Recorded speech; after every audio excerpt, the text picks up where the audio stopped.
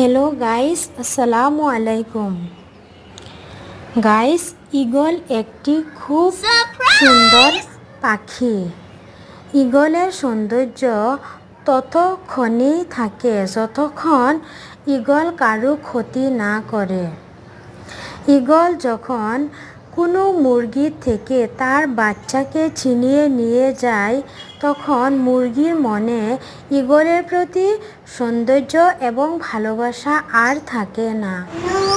ঠিক তেমনি কোনো মানুষ যদি বাহ্যিক দিক থেকে অনেক সুন্দর হয়, তার মন যদি সুন্দর না হয়, তাহলে সেই মানুষে কারো মনে শান্তি দিতে পারে না।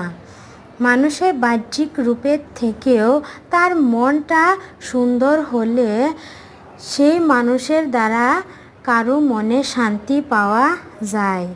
মানুষের যে কোনো কথা বলার আগে কোনো